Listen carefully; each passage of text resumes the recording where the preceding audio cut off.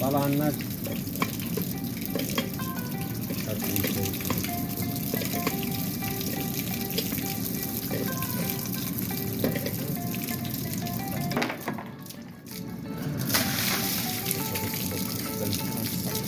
تسحق وراك.